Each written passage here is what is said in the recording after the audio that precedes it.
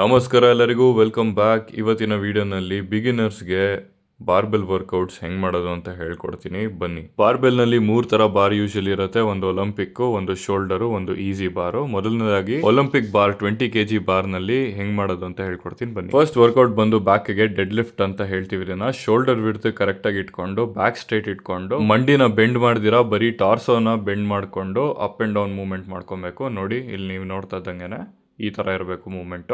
Next workout ಬಂದು barbell flat chest press. ಈಸಿಯಾಗಿ ಹೇಳ್ಬೇಕಂದ್ರೆ ಗ್ರಿಪ್ಪು ಒಂಚೂರು ಶೋಲ್ಡರ್ ಗಿಂತ ವೈಡ್ ಆಗಿರಬೇಕು. ಫುಲ್ಲು ಚೆಸ್ಟ್, ಲೋವರ್ ಚೆಸ್ಟ್ ಇಳಿಸ್ಕೊಂಡು ಮೇಲೆ ಪ್ರೆಸ್ ಮಾಡಬೇಕು. So that's how you do flat chest press. Squat rack ಒಂದು ಸ್ವಲ್ಪ ಬಿಸಿ ಇದ್ದಿದ್ರಿಂದ ನಾನು ಹಿಂಗೆ ಎತ್ಕೊಂಡೆ, but usually squat rack use ಮಾಡಿ. ಮೆಜರ್ಮೆಂಟ್ ಹಳೆ ವಿಡಿಯೋನಲ್ಲಿ ತೋರಿಸಿದ್ದೀನಿ.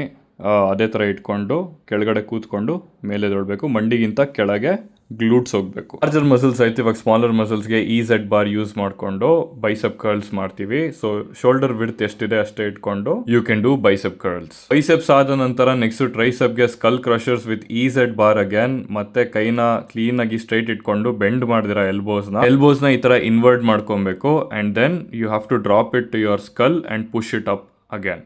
ನೆಕ್ಸ್ಟ್ ಶೋಲ್ಡರ್ ಬಾರ್ ಅಂತ ಕರಿತೀವಿ. ಮೀಡಿಯಂ ಹೈಟ್ ಅಲ್ಲಿ ಇರುತ್ತೆ ಇದು. 15 kgs usually. Of pushing it in the front, I usually do it for the back. So ನನ್ನ ಟ್ರಾಪ್ಸ್ಗೆ ವರ್ಕೌಟ್ ಆಗತ್ತಿರೋ ಕ್ಲೀನ್ ಆಗಿ. So that's all for beginners. See you in the next video. ಜೈ ಕರ್ನಾಟಕ, ಜೈ Hind. See you in the next video. Bye.